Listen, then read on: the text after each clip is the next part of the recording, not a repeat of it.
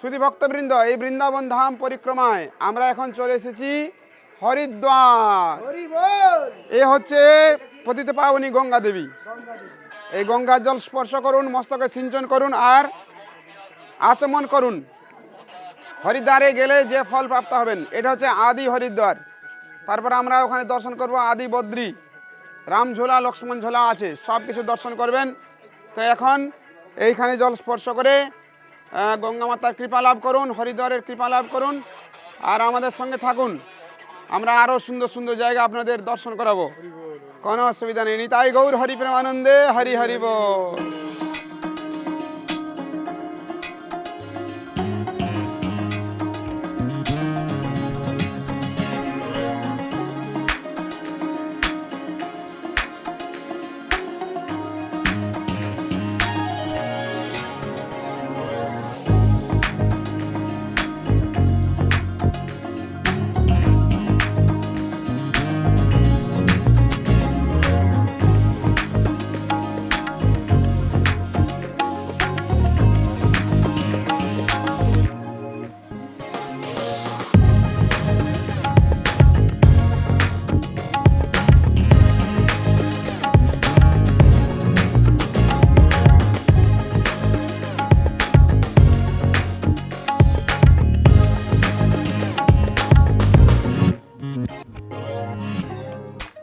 সুরেশ্বরী ভগবতী গঙ্গে, ত্রিভুবন তারিণী তরল তরঙ্গে, শঙ্কর মৌলি নিবাসিনী বিমলে, মম মতিরস্তাম তব পদ কমলে। সদ্য পাতক সংহন্ত্রী সদ্য দুঃখ বিনাশিনী, সুখদা মুক্ষদা গঙ্গা গঙ্গৈব পরমাগতি। সুখদা মুক্ষদা গঙ্গা গঙ্গৈব পরমাগতি। জয় গঙ্গা মাইয়া কি। হরে কৃষ্ণ। শ্রী বৃন্দাবন ধাম কি। বলো বদ্রী বিশাল কি, গঙ্গোত্রী যমুনোত্রী কি, হরিদ্বার কি। শুধু ভক্তবৃন্দ, আমরা তখন দর্শন করেছি হরিদ্বার। এরপরে আমরা চলে এসেছি এখন গঙ্গোত্রী যমুনোত্রী। এই যে যেটা দেখছেন ধারাটা, এটা হচ্ছে গঙ্গোত্রী, ঠিক আছে, ঠিক আছে। আর এই যে মাঝখানে রয়েছে এটা হচ্ছে যমুনোত্রী, আর এটা হচ্ছে অলকানন্দা, এইটা হচ্ছে লক্ষ্মণ রেখা, আর এটা হচ্ছে গণেশ পর্বত মাঝখানে, আর এটা হচ্ছে নারায়ণ পর্বত, আর এটা হচ্ছে নর পর্বত। কৃষ্ণ অর্জুন নরনারায়ণ পর্বত দর্শন করছেন। আর ওই যে দেব সরোবর দেখছেন দূরে, দেব সরোবর দেখা যাচ্ছে ওখানে দূরে, দেব সরোবর। তো এই নন্দ বাবা এবং যশোদা মা তারা একবার ভেবেছিলেন যে আমরা যাব দর্শন করতে এই চার ধাম। তো কৃষ্ণ বলছেন কোথাও যাওয়ার দরকার নেই, ব্রজধামে সব আছে। তো ব্রজধামে সব আছে, তখন কৃষ্ণ সবাইকে এখানে নিয়ে এলেন। এখানে নিয়ে এসে দেখালেন, দেখো এখানে সব রয়েছে, এখানে বদ্রী বিশাল রয়েছে, এখানে গঙ্গোত্রী যমুনোত্রী হরিদ্বার সব আছে। তো কৃষ্ণের ইচ্ছায় এইটাই হচ্ছে আদি বদ্রী। আপনারা শুনবেন মহারাজের মুখ থেকে, আমরা শুনবো সবাই মিলে। এটাই হচ্ছে আদি বদ্রী। আমরা এখন সেই আদি বদ্রী দর্শন করলাম। এখন আমরা সবাই হরিনাম করতে করতে করতে করতে চলে যাব যেখানে মহারাজ কথা বলবেন আদি বদ্রীর স্থানে। নিতাই গৌর প্রেমানন্দে, হরি হরি হরি बोल। चलो, आप लोग जानते हैं ब्रज भूमि है और यहाँ पर 12 वन है। पूरे 12 वनों को मिलाकर ब्रज क्षेत्र कहा जाता है, ब्रज का एरिया। हम लोग यहाँ पर बैठे हैं तो 12 वनों में ये वृंदावन का ही अंग है। वृंदावन फैला हुआ है। वृंदावन में थे लोई बाजार कृष्ण भगवान मंदिर वाला वृंदावन, वो भी वृंदावन में। गिरिराज जी गोवर्धन वृंदावन में है और ये क्षेत्र भी वृंदावन में। इसके बाद नंदगांव बरसाना भी वृंदावन में आए। तो संक्षेप रूप से हम थोड़ा सा आपका समय लेंगे। भगवान चैतन्य महाप्रभु ब्रज में आए थे। जीवन चैतन्य महाप्रभु जगन्नाथपुरी से चलकर आए, मथुरा देखे। मथुरा को दूर से ही जब चैतन्य महाप्रभु देखे तो मथुरा नगर को भगवान चैतन्य महाप्रभु दंडवत प्रणाम किए, शहर को दूर से ही। अभी शहर तो ऊंचे महल दिखाई पड़ रहे थे। इसके बाद भगवान चैतन्य महाप्रभु मथुरा नगर में प्रवेश किए और प्रवेश करने के बाद सीधे विश्राम घाट पर गए। विश्राम घाट जमुना जी के तट पर अनेक घाट हैं। सुना होगा केसी घाट, चीर घाट, बहुत से घाट हैं, लेकिन जमुना जी के तट पर सबसे महत्वपूर्ण, सबसे प्रसिद्ध जो घाट है वो विश्राम घाट है। तो वहाँ की लीला बहुत सी है, हम तो नहीं कह पाएंगे। वहाँ भगवान चैतन्य महाप्रभु आए तो चैतन्य महाप्रभु जमुना जी में स्नान किए। भगवान स्नान किए। वहाँ इसके बाद चैतन्य महाप्रभु जमुना जी में स्नान करने के बाद केसी घाट पर, जमुना जी में स्नान किए विश्राम घाट पर, सीधे वहाँ से जन्म स्थान गए। जन्म स्थान पर वज्रनाभ द्वारा स्थापित श्री विग्रह है, इसका केशव देव नाम। तो भगवान चैतन्य महाप्रभु केशव देव जी का दर्शन किए और दर्शन करने के बाद चैतन्य महाप्रभु प्रथम कार्य किए, 12 वनों की यात्रा की। चैतन्य चरितामृत आप पढ़ेंगे तो ठीक वैसा रूट जिस रास्ते से चैतन्य महाप्रभु आए थे। तो अभी जो गौड़ीय वैष्णव लोग हैं उसी मार्ग का अनुसरण करते हैं। कुछ लुप्त हो गया है, लेकिन जहाँ तक ज्ञात है तो जिस क्रम से भगवान चैतन्य महाप्रभु 12 वनों की यात्रा किए थे, 84 कोस की यात्रा किए थे, इस्कॉन के भक्त भी ठीक उसी रास्ते को हम अपनाते हैं और वह यात्रा 1 महीने में पूरी होती है। भगवान चैतन्य महाप्रभु लिखे प्रथम वन जिसका भगवान चैतन्य महाप्रभु दर्शन किए जन्म स्थान से निकलकर, तो ध्रुव टीला मधुबन, मधुबन से भगवान चैतन्य महाप्रभु तालबन, तालबन से कुमुदवन, कुमुदवन से बहुलावन और बहुलावन से भगवान चैतन्य वृंदावन में प्रवेश किए थे। इसमें जो राल इत्यादि गांव आप जानते हैं वो सब बहुला इसमें ही है। भगवान चैतन्य यहाँ पे गिरिराज राधा कुंड में आए और राधा कुंड का आविष्कार लुप्त हो गया था, भगवान चैतन्य महाप्रभु वहीं उस आविष्कार किए। इसके बाद भगवान चैतन्य में गिरिराज जी की परिक्रमा किए। परिक्रमा करने के बाद भगवान आगे बढ़े डीग, आप लोग उसी से पार किए हैं। डीग से होकर भगवान चैतन्य महाप्रभु यहाँ आए थे। यह रूट था, मथुरा से ऐसे घूमते यहाँ आए थे। यहाँ से भगवान चैतन्य महाप्रभु गए थे केदारनाथ, जहाँ आप लोग जाएंगे। कामवन भगवान चैतन्य महाप्रभु गए थे। कामवन से पुनः वृंदावन में प्रवेश कर गए, मतलब उसका नंदगांव इत्यादि वृंदावन में है, शेष साई भी वृंदावन में है। चीर घाट आप लोग शायद जाएंगे तो वृंदावन में ही है। फिर चैतन्य महाप्रभु गंगा जमुना जी को पार करके, तो हम बता कि जमुना जी के पश्चिम तट पर 7 वन है और पूर्वी तट पर 5 वन है। तो हम लोग बताए वृंदावन, वृंदावन से भगवान चैतन्य महाप्रभु खदीर वन गए थे। इसके बाद भद्रवन, पूर्वी तट पर 5 Bhadravan, Bhandir one, bell one, लोह वन और महावन, तो 12 वन चैतन्य महाप्रभु। तो हम लोग जब यहाँ थे ब्रज इस्कॉन की परिक्रमा जहाँ आती है 2 दिवस तक रुकते हैं, 2 दिन। डीग से चलकर यहाँ 7-8 बजे पहुँच जाते हैं यहाँ पर। पूरा दूसरा दिन पूरा दिन रहते हैं, 2 दिन, और उसके बाद यहाँ से प्रस्थान करते। आप समझ सकते हैं कि यहाँ की दर्शन है जो 2 दिन में पूरा होता है, आप लोगों को 2-3 घंटे में पूरा करना है, तो बहुत संक्षेप होना पड़ेगा। तो मैं संक्षिप्त रूप से बद्रीनाथ की आप लोग जानते हैं हिमालय में प्रसिद्ध बद्रीनाथ हिमालय में है। वह ऐसा क्षेत्र हमेशा 6 महीने पूरा बर्फ से आच्छादित रहता है। पूरा पहाड़ियाँ है जो एरिया है, 6 महीना बर्फ से ढक जाता है। वहाँ 6 महीने तक बद्रीनाथ में कोई जाता नहीं, मनुष्य भी नहीं जा सकता। और 6 महीने के बाद अक्षय तृतीया को खुलेगा, पट खुलेगा, तो लोग वहाँ तक रहेंगे, पूजा पाठ करेंगे। इसके बाद क्या होगा कि ठीक दिवाली के दिन पट बंद हो जाएगा। दिवाली के इसके बाद यहाँ आ जाए, नीचे आ जाते।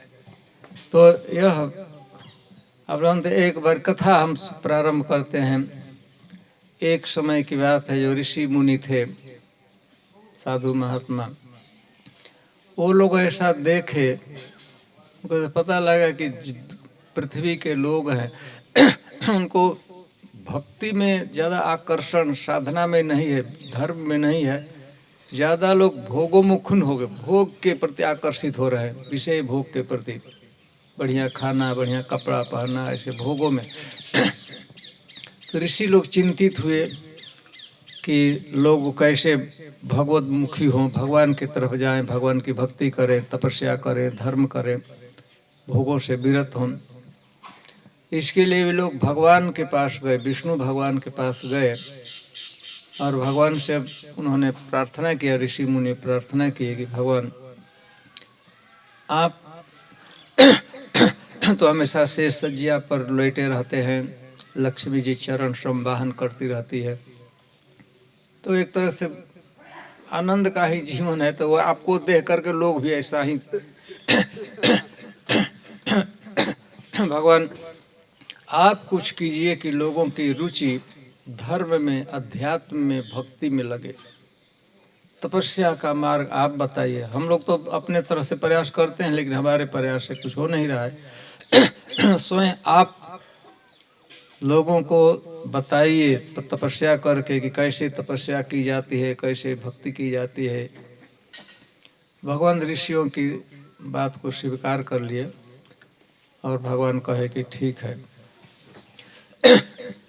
भगवान गरुण जी पर चढ़ गए और पृथ्वी पर चारों तरफ ऊपर से ढूंढ रहे थे तपस्या के लिए, भक्ति के लिए, भजन के लिए सबसे उपयुक्त स्थान, जहाँ पर निर्विघ्न तपस्या की जा सके, भक्ति की जा सके, भजन किया जा सके। भगवान विष्णु गरुण पर चढ़कर चारों तरफ घूम रहे थे, घूमते घूमते बद्रीनाथ के ऊपर घूम रहे थे। तो भगवान को स्थान बहुत अच्छा लगा, परंतु आप लोग जानते हैं वह स्थान पहले वहाँ पर शिव जी रहते थे।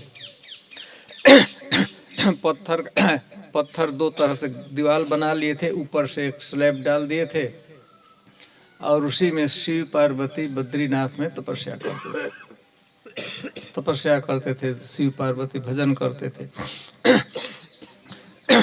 भगवान विष्णु गरुण के देखे तो सबसे उपयुक्त वही स्थान लगा उनको कि निर्विघ्न भक्ति के लिए, धार्मिक कृत्य के लिए, तपस्या के लिए सबसे उपयुक्त स्थान बद्रीनाथ है।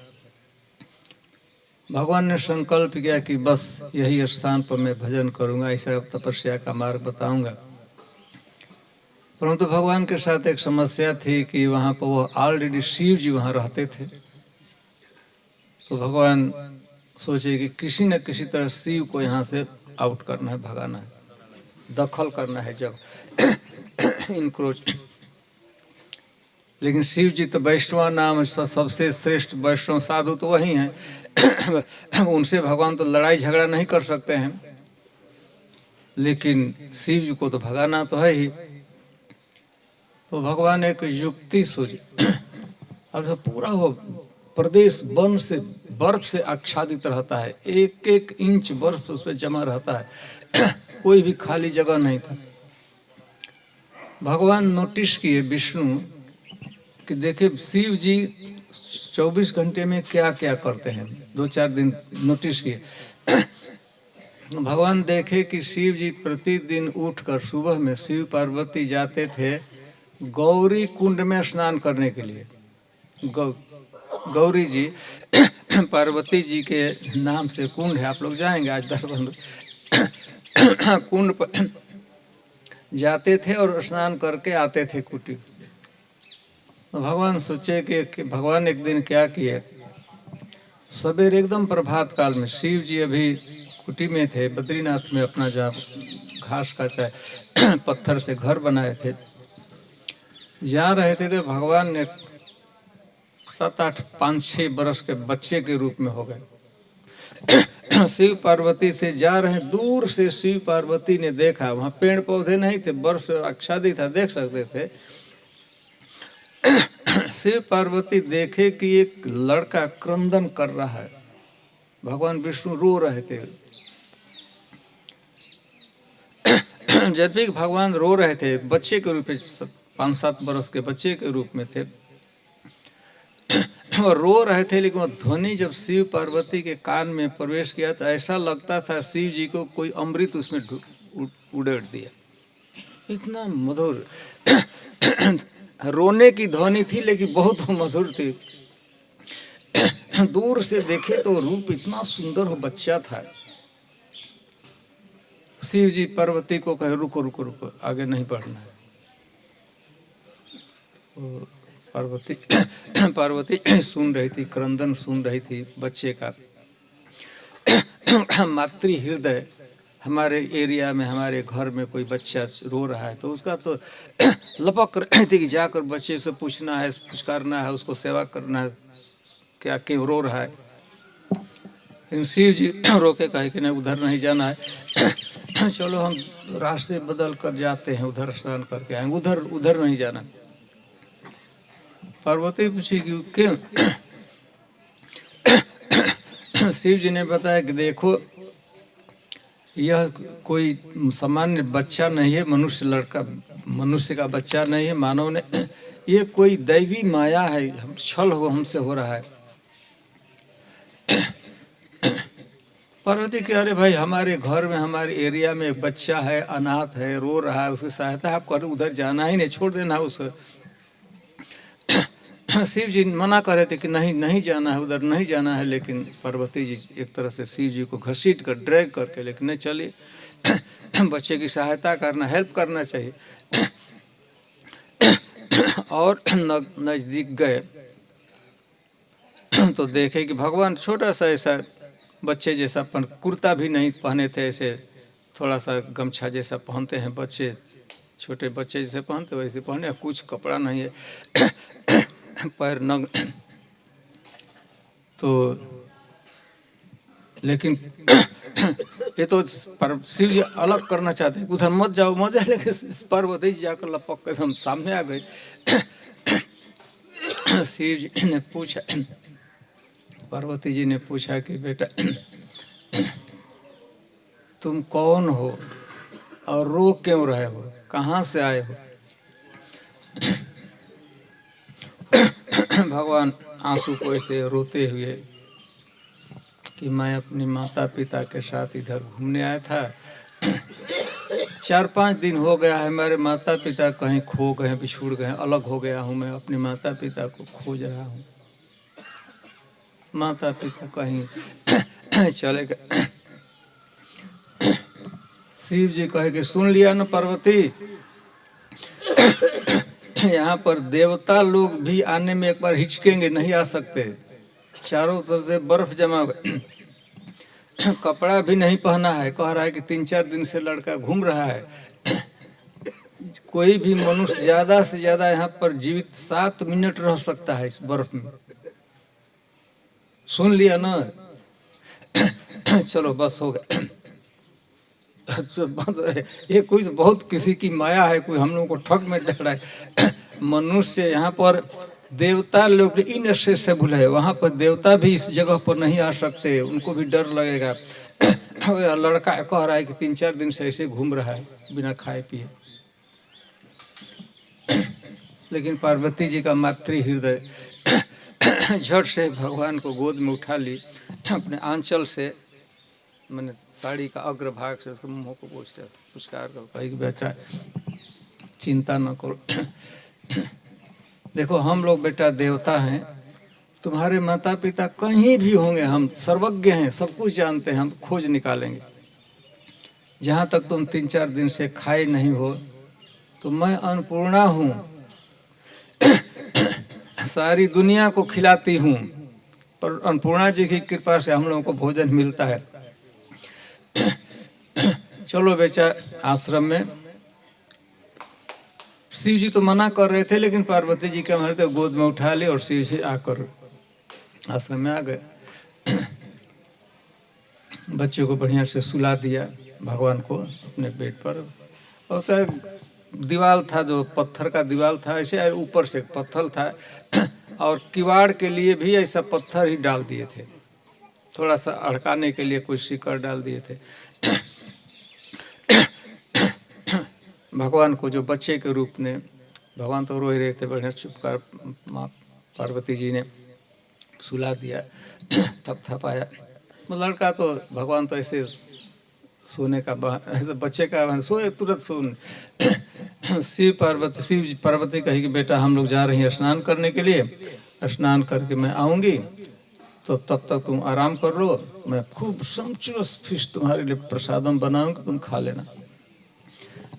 इसके बाद हम तुम्हारे माता पिता का अन्वेषण करेंगे, ढूंढ निकालेंगे कहाँ है। सुला शिव जी पार्वती चले। शिव जी को बहुत शक हो रहा था कि अरे बाप रे, यहाँ देवता लोग भी नहीं आ सकते, मनुष्य का लड़का कैसे आया और बिना जूता और बिना कपड़ा के सरवाइव कर रहा है। उसका इतना कमनीय रूप था। तो जब भी कि शिव पार्वती गए स्नान करने के लिए गौरी कुंड में, लेकिन वही हृदय लड़का ही उसके हृदय में बसा रहा। आवाज जो बोला था मधुर ध्वनि गूंजती रही उनके कानों में। गए शिव पार्वती स्नान करके आए तो दरवाजा खोलने का प्रयास किए तो अंदर से बंद था। हालांकि वहां पर बंद करने की जरूरत नहीं थी कहते, लेकिन अब अंदर से वो चुटकिली का लगा लिया था। पर आश्चर्य कि आखिर बंद, ये तो हम सो गया था तो जाकर बंद लड़का कैसे कर लिया होगा।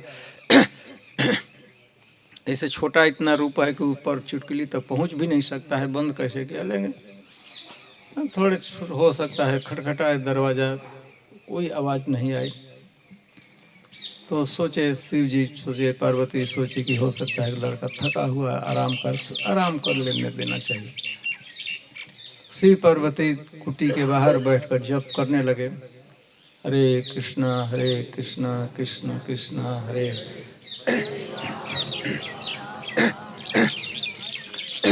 घंटों बीत गया, बीच बीच में आकर खटखटाते थे लेकिन कुछ आवाज़ नहीं आता था। बहुत बीत गया। पार्वती जी को खाना बनाना था, बच्चे को खिलाना भी था। आराम तो कर रहा है ठीक है, लेकिन खिलाना भी है, बच्चे को भूखा है, 3 दिन से खाया नहीं है। कोई आवाज़ नहीं आ रही थी, तो खटखटाने में कोई आवाज़ नहीं आ रही, तो शिव जी घूम कर एक छोटा सा छिद्र था उस पत्थर में, दीवार में। शिव जी वहाँ आँख लगाकर देखे तो एकदम भगवान विष्णु चतुर्भुज रूप से आनंद से सोए हुए। सोए तो छोटा लड़का अपने। पार्वती जी को देखो, मैं तुमसे कह रहा था ना कि उधर नहीं जाना है, बड़ा तुम्हें दया आ रहा था, यह करना है वो करना है, खिलाना है उसको, कुछ करना है। पार्वती जी कहो देखा, पार्वती जी उस छिद्र से गवाक्ष, पार्वती जी ने देखा कि ये गजब, तो भगवान विष्णु एकदम आराम से सोए हुए हैं, चतुर्भुज रूप से पीताम्बर पहने हुए हैं, वैजयंती माला पहने। अब तो शिव पार्वती के पैर से ऐसा लगा कि धरती ही खिसक गई। तब जोर से दरवाजा शिव पार्वती मिलकर खूब खटखटाए। भगवान सोए सोए कहे कि भाई हमको डिस्टर्ब मत करो, जोर से उधर आवाज है, डिस्टर्ब मत करो, हमें आराम करने दो।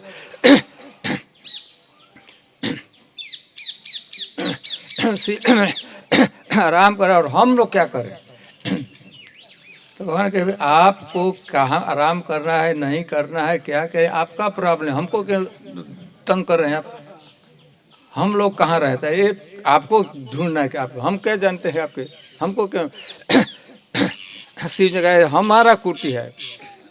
भगवान कहे देखिए आपने हमको दिया है और मैं इसे ग्रहण कर लिया हूँ, बस हमारा है। अब मैं कोई सी विचार नहीं करना चाहिए आपका है उनका है, मैं I am not open at all for any further discussion. अब हमको मेरा है वो रहेगा। हम लोग क्या करें? तो भाई आपका प्रॉब्लम समस्या आप समाधान की, मैं क्या जिम्मेवारी लिया हूँ? शिव जी खूब शिव जी फटकारे पार्वती जी को। मैं कह रहा था उधर नहीं जाना है, तो अब हुआ ना, घर तो लूट गया, घर तो है। तो शिव पार्वती जी निराश होकर केदारनाथ गए। आप लोग जाएंगे इधर से केदारनाथ चले गए। वहाँ रहते हैं केदारनाथ पर रहने, वहाँ पर जब जाएंगे हिमालय में तो केदारनाथ बद्रीनाथ नज़दीक है, ऊपर से जाने पर 30-40 किलोमीटर ही होता है, बर्फ़ से चलना पड़ता है, लेकिन नीचे नीचे जाने पर लगभग 300 किलोमीटर। बद्रीनाथ से केदारनाथ आप लोग जाएंगे तो लगभग अपने रास्ते से तो 300 किलोमीटर, लेकिन ऊपर ऊपर जो रास्ता है बर्फ़ से एकदम, उससे ऐसा ही 25-30 किलोमीटर ही है, माइल ही।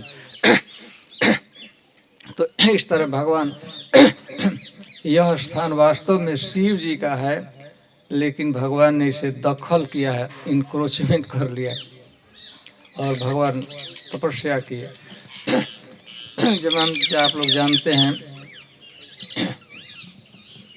भगवान का यहाँ तपस्या करते हैं नर नारायण ऋषि के रूप में, दोनों भगवान हैं, तीन ब्रदर हैं, धर्म और मूर्ति। धर्म पिता का नाम था और मूर्ति माता का नाम था।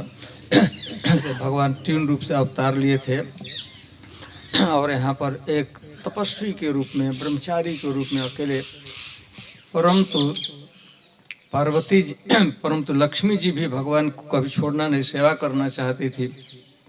तो लक्ष्मी रूप से तो भगवान विष्णु यहाँ नहीं रख सकते थे, तपस्या का मार्ग दिखाना था। तो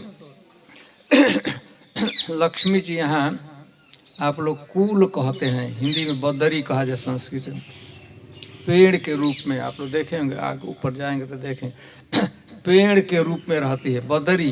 कूल का छोटा छोटा यहाँ होता है, इतना बहुत छोटा, पीला पीला पकता है तो लाल लाल होता है।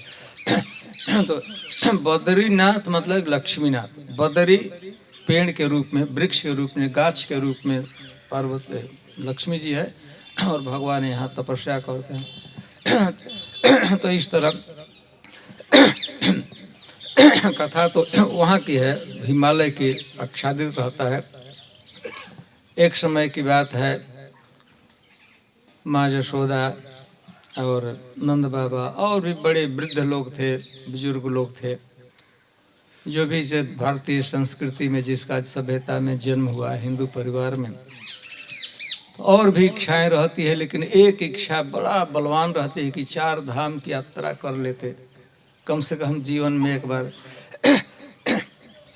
होते हैं ना, वृद्ध होते हैं तो इच्छा रहती है कि 4 धाम की एक बार यात्रा। 4 धाम से मतलब है बद्रीनाथ और बद्रीनाथ केदार, रामेश्वरम, द्वारका, जगन्नाथपुरी और बद्रीनाथ। इच्छा रहती है कि 4 धाम की एक बार यात्रा। तो ऐसे ब्रजवासी लोग भी, नंद बाबा, माँ यशोदा, वृद्ध लोग, स्त्रियाँ थी, व्रत लोगों की बड़ी इच्छा थी कि हम लोग एक बार बद्रीनाथ का दर्शन कर लें। इसके अतिरिक्त माँ यशोदा ने मनौती मनाई थी, कोई पुत्र था, पुत्र नहीं था, तो बद्रीनाथ से मन ही मन प्रार्थना की, हिमालय वाले बद्रीनाथ से, हे बद्रीनाथ हमको पुत्र एक दे दीजिए, हमको आपका संतान की प्राप्ति होगी, हम आपका दर्शन करने, आपकी सेवा करने के लिए बद्रीनाथ आएंगे। ऐसे तो समान इच्छा है, जाना ही है समान, लेकिन एक विशेष था कि मनौती है, जाना चाहिए। माँ यशोदा को कृष्ण पुत्र रूप में प्राप्त हो चुके थे और भगवान 5-6 वर्ष के हो भी गए थे, तो तैयारी सब लोग ब्रजवासी लोग कर रहे थे कि चलेंगे हम लोग बद्रीनाथ का दर्शन कर लेंगे। तो माँ यशोदा कुछ विशेष प्रकार का एक दिन पकवान बना रही थी रास्ते के लिए, यात्रा के लिए। रेगुलर तो भात है, दाल है, सब्जी है, रोटी बनाते हैं लोग, लेकिन जब यात्रा पर जाना होता है तो विशेष चीज बनाते हैं। यहाँ पर इस भगवान माँ यशोदा के पास गए, माता के पास कि माँ आज एक दूसरे तरह का भोजन क्यों बना रही हो? तो माँ ने बताया कि बेटा हम लोग मनौती कहते हैं, आप लोग का मन्नत कहते हैं। तुम्हारे लिए बद्रीनाथ की कृपा से तुम हमको पुत्र रूप में प्राप्त हुए, तुम्हारा जन्म हुआ हमारे घर में, तो हम लोग मनौती किए हैं सेवा के लिए बद्रीनाथ का दर्शन, हिमालय में जाएंगे और वृद्ध लोग सब लोग जाएंगे। भगवान कहे कि नंद बाबा माँ यशोदा से, माँ तुम वृद्ध हो गई हो और हिमालय बहुत दूर है, नजदीक पड़ोस में नहीं है, तो बहुत दूर है और बर्फ से आच्छादित रहता है, कैसे तुम जाओगी आओगी, बहुत कष्ट होगा, बाबा को भी कष्ट होगा, नंद बाबा को कष्ट होगा। तो सभी ब्रजवासी इकट्ठा तैयारी कर रहे थे, भगवान मना करने लगे, सबको इकट्ठा किए। वो लोग सोचे कि नहीं, एक बार मनौती माने, हम तो संकल्प किए हैं कि सेवा करेंगे। भगवान कहे कि ठीक है, आप लोग बद्रीनाथ का दर्शन करना ही चाहते हैं तो ब्रज में ही बद्रीनाथ है, ब्रज से बाहर जाने की जरूरत नहीं है, चलिए हमारे साथ। तो भगवान सभी ब्रजवासियों को, अब केवल वृद्ध ही नहीं, बच्चे, वृद्ध, गोपी, गोप, गाय, सबको लेकर भगवान आए। यहाँ भगवान आए तो भगवान ही एक रूप से यहाँ बद्रीनाथ के रूप में, विग्रह के रूप में उनको विश्वास दिलाना था। पहले तो बद्रीनाथ यहाँ रहते हैं तो गुप्त रूप से रहते, भगवान बद्रीनाथ के रूप में। और सभी यह है तपस्या कुंड है अथवा तप्त कुंड वहाँ कहते हैं। आप बद्रीनाथ जाएंगे तो मंदिर के एकदम नीचे चारों तरफ बर्फ जमा रहता है। मंदिर के नीचे से पानी बनता है, कुंड बना, एकदम तप्त कुंड है। आपको उसमें प्रवेश स्नान करने के लिए होता है, धीरे धीरे प्रवेश करना होता है, एक ही बार झांप देंगे तो एकदम फेंटेड हो जाएगी, इतना गर्म पानी होता है। तो लोटा से लेकर धीरे धीरे डालते हैं। चारों तरफ बर्फ, अभी भी यहाँ तट पर बर्फ जमा हुआ है और वहाँ पर एकदम गर्म।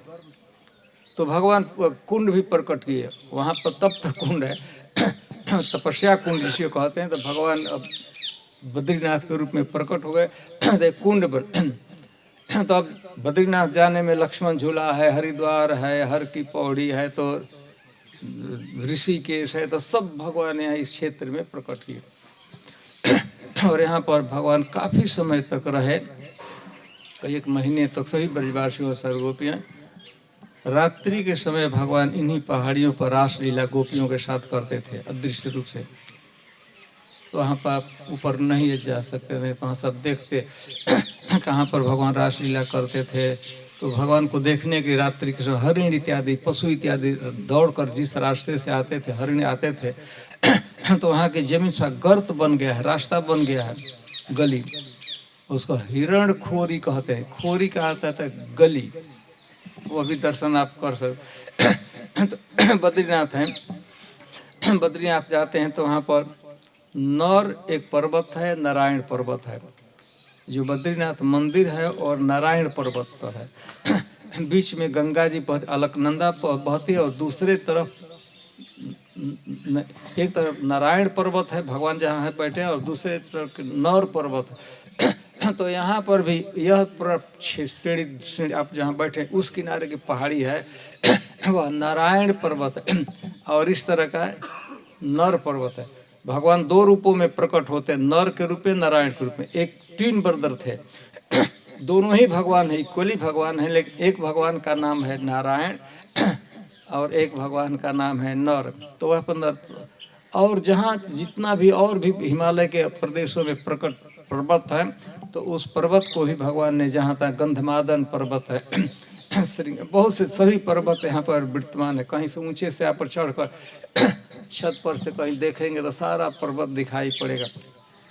तो इस तरह हम लोगों को, आप लोगों को अभी बहुत सा दर्शनीय स्थान, थोड़ा देर लगता है तो जितना दर्शन कर लिए अच्छा है। बहुत बढ़िया स्थान है। मंदिर के छत पर कभी जाकर इधर उधर दर्शन कर लेना चाहिए। कुंड में तप्त कुंड है, भगवान यही स्नान करते, भगवान अपने लिए बद्रीनाथ जी तप्त कुंड बनाए थे, इसमें स्नान करते, तपस्या करते, तपस्या इसी तट पर करते थे। बढ़िया से आचमन कर लेना चाहिए। स्नान करने का तो समय था हम लोगों को कम होगा, बहुत सा कुंड रहेगा। विमल कुंड प्रसिद्ध कुंड है।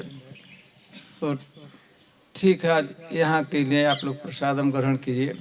कथा जानते, हमको संक्षिप्त होना पड़ रहा है कि यहाँ 2 दिन रहते हैं और 2 दिन दूसरा काम नहीं होता है।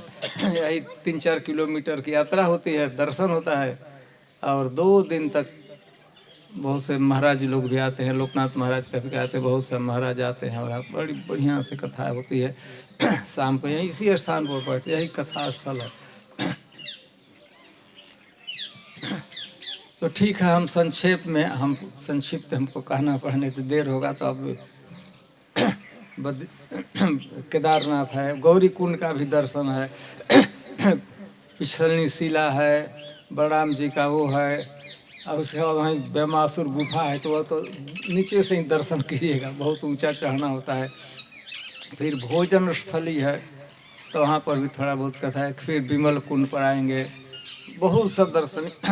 हम लोग 3 दिन रुकते हैं काम्बर में, और 2 दिन यहाँ, 5 दिन।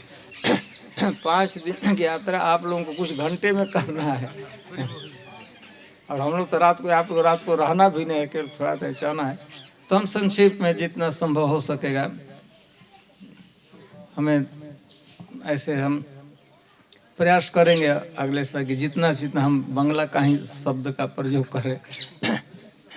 कभी कभी बहुत सा ऐसे है कि हिंदी में भी शब्द है, बांग्ला में भी, तो मैं जहाँ तक संभव हो सकेगा मैं प्रयास करूँगा कि बांग्ला शब्द का ही प्रयोग करूँ। हमें समय नहीं मिला, नहीं तो आप लोगों से कुछ पूछ लेता। आज अगले कथा के लिए मैं पूछ लूँगा कि इस शब्द के लिए बांग्ला में क्या है। ठीक है, तो हरे कृष्णा कृष्णा कृष्णा हरे हरे, हरे राम राम राम।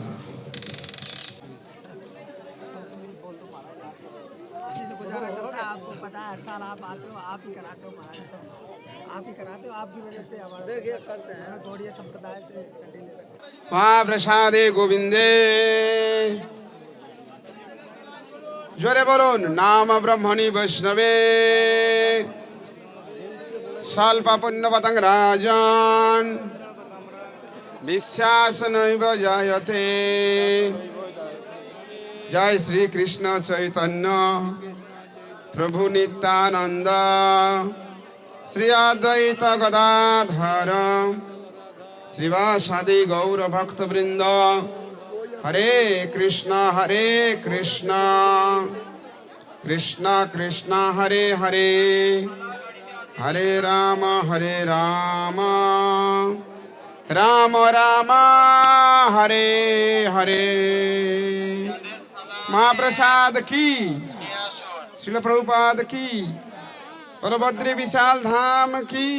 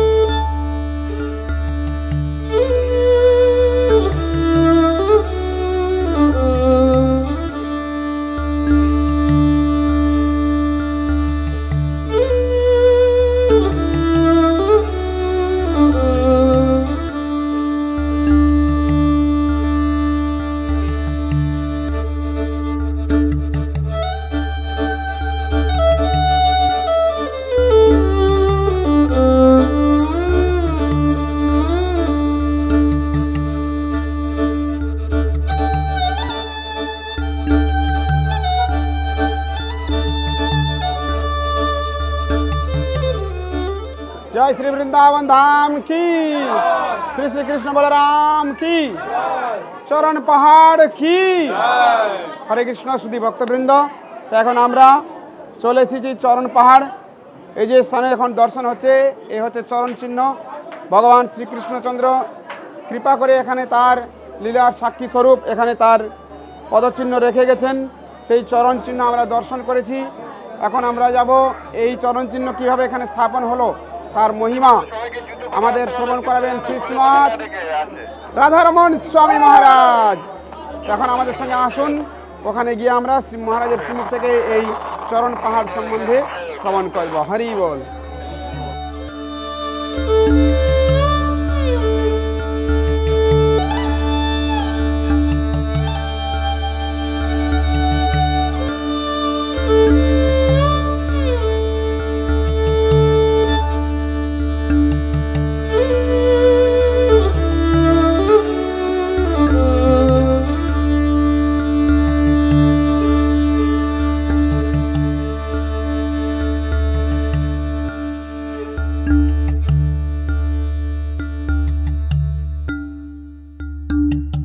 ये हम लोग जहाँ बैठे हैं चरण पहाड़ी के नीचे, ये चरण पहाड़ी है, नीचे चरण पहाड़ी के नीचे हम लोग उसके पैर में बैठे हैं। पहाड़ी का चरण है। भगवान की लीला 5000 वर्ष से पूर्व भी यहाँ हुई थी, 5000 वर्ष उससे भी ज़्यादा। तो भगवान जब यहाँ लीला के ब्रज में, तो अद्यावधि अभी भी जहाँ तहाँ भगवान के चरण चिन्ह हैं। एक कहीं जगह, अनेक जगह भगवान के चरण चिन्ह हैं, विशेषकर गिरिराज जी की शिलाओं पर, गिरिराज जी के ऊपर। वहाँ तो भक्त लोग नहीं जाते हैं, चढ़ नहीं सकते। गिरिराज जी तो भगवान ही, तो उस पर पैर नहीं रखना होता है। जहाँ भक्त लोग दर्शन करने जाते हैं तो 3 स्थान है जहाँ आज भी भगवान के चरण चिन्ह पत्थर पर उभरे हुए हैं, चरण के छाप उभरे हुए हैं। एक यह है सबसे प्रसिद्ध कामवन में, कामवन का चरण पहाड़ी। इसके अतिरिक्त और भी नंदगांव में एक चरण पहाड़ी, एक शिला है जिस पर भगवान का चरण चिन्ह अभी भी अंकित है, प्रकट है। इसके अतिरिक्त एक और जगह है, छोटी बटैन गांव का नाम है, उसके बाजू में एक छोटी चरण पहाड़ी है। तो वहाँ पर अनेक शिलाएं हैं नीचे ज़मीन पर ही, और अनेक शिलाओं पर भगवान के चरण चिन्ह है। कहीं भगवान का चरण चिन्ह है, किसी शिला पर बलराम जी का चरण चिन्ह है, किसी तीसरे शिला पुनः भगवान का भी, एक ही ने 2-3 बार भगवान कृष्ण के चरण चिन्ह हैं। इसके बाद किसी शिला पर ऊँट का चरण चिन्ह है, किसी पर गाय का चरण चिन्ह है, किसी पर हाथी का, किसी पर मयूर का, किसी पर हरिण का, वो पत्थर पर भी। तो 3 चरण चिन्ह जहाँ भक्त लोग दर्शन करने जाते हैं, उसमें सर्वाधिक महत्वपूर्ण, सबसे प्रसिद्ध और स्पष्ट रूप से चरण चिन्ह है कि यह एक चरण पहाड़ी है। सबसे महत्वपूर्ण चरण पहाड़ी माना जाता है। चरण, यहाँ पर चरण चिन्ह कैसे शिला पर उभर गया, अंकित हो गया। हम लोग जानते हैं भगवान का जो दैनिक कार्यक्रम होता है कृष्ण का,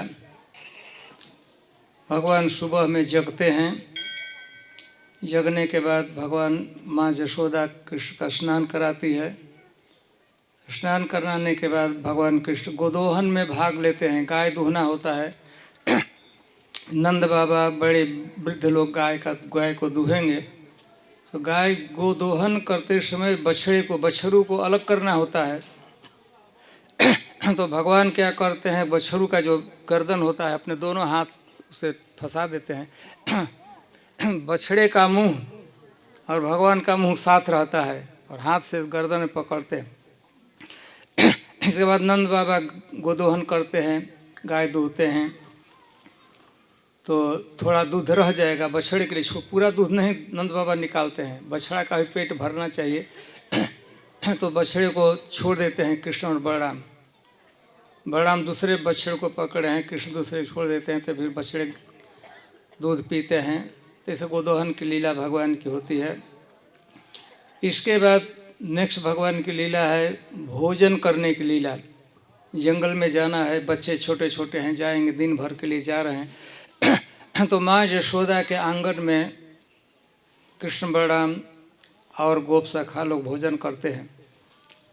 जो दूसरे घर के लड़के हैं वो अपने घर में नहीं, जल्दी जल्दी कृष्ण को मिलने की इच्छा दौड़ कर आ जाते हैं। अपने घर में तो 2 ही बच्चे हैं कृष्ण बलराम, लेकिन गांव भर के बच्चे आ जाते हैं, जवार भर के बच्चे आ जाते हैं। तो सबके लिए माँ यशोदा रोहिणी जी बढ़िया से पकाती, भोजन बनाती, खिलाती है।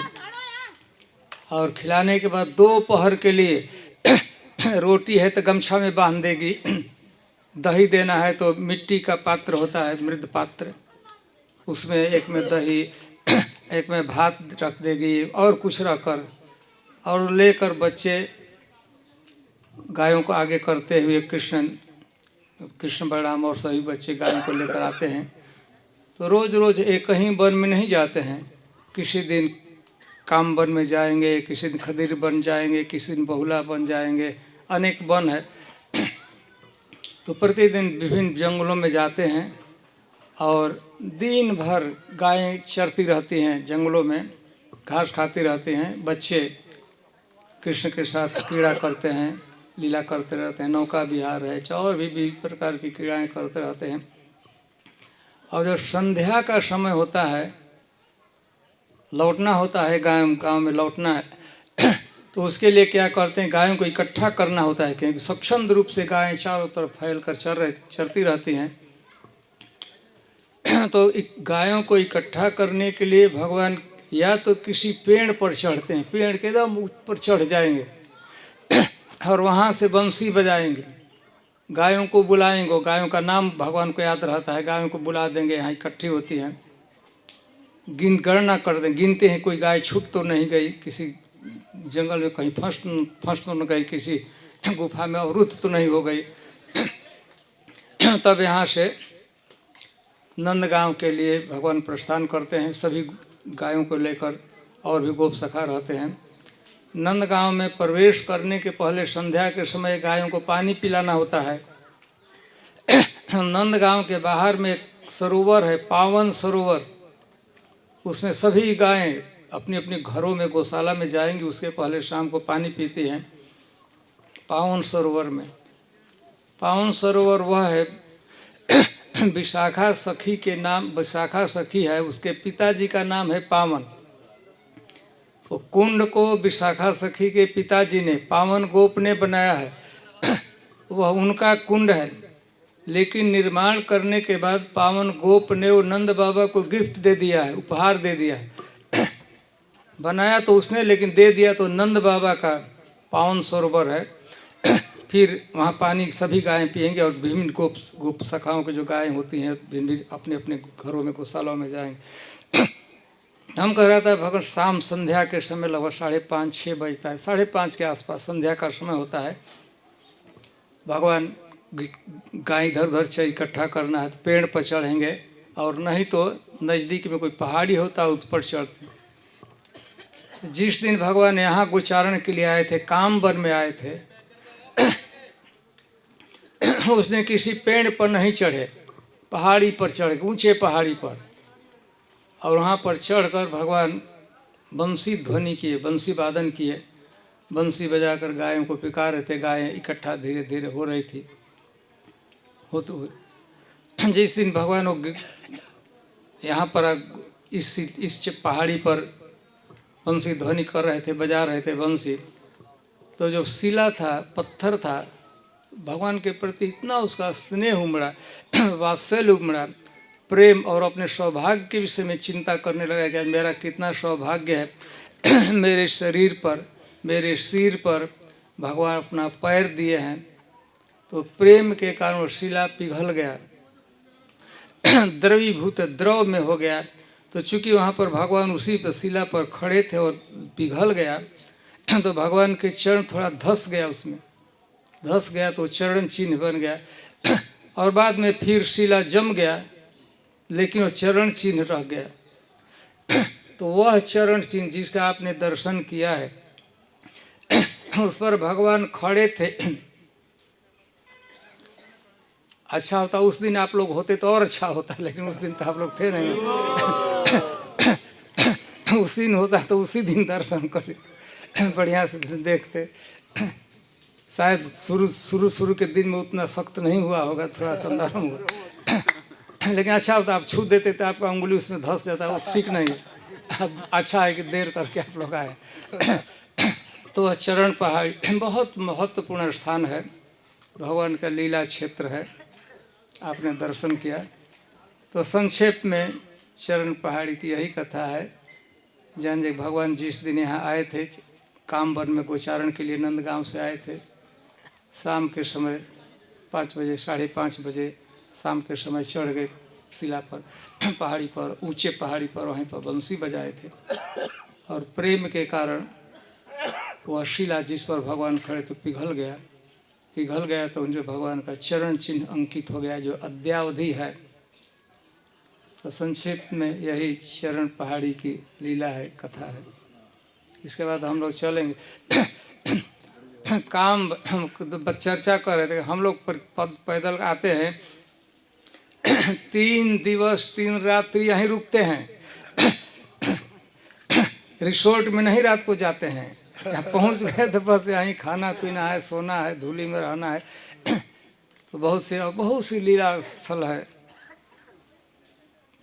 अभी जाएंगे, फिसलनी शिला है जिस पर भगवान फिसलते थे बच्चों के साथ, फिसलनी शिला है।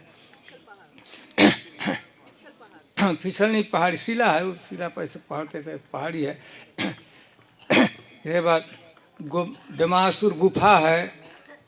और सबसे अच्छा भोजन स्थली अथवा भोजन थाली, दोनों से भोजन का स्थान अथवा भोजन की थाली, जिस भगवान जिस शिला पर भोजन किए थे, अपना भात रखे थे, रोटी रखे थे, तो बर्तन बासन लेकर नहीं आते थे।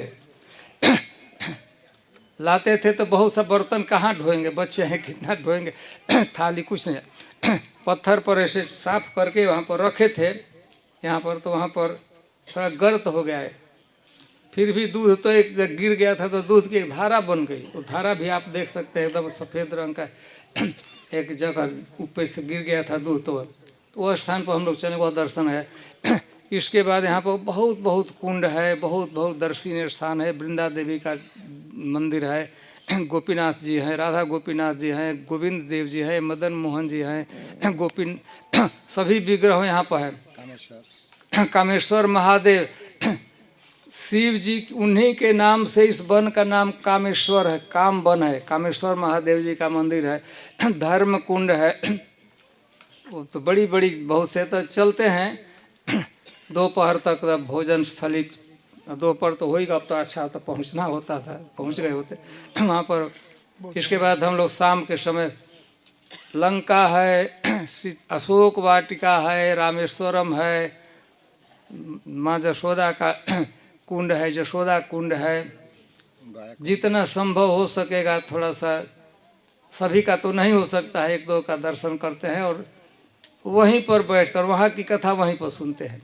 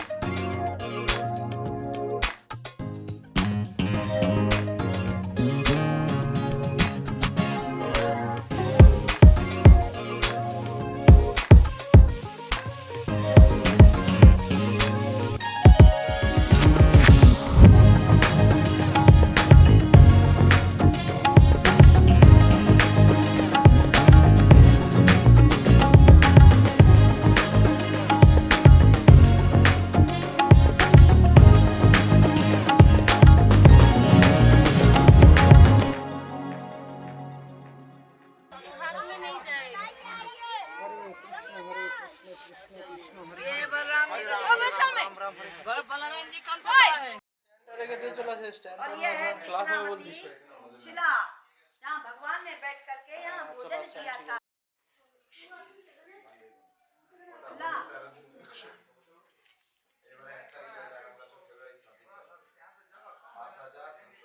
छुट्टा दो। यह स्थान है काम वन में। 12 वनों में एक वन है काम वन।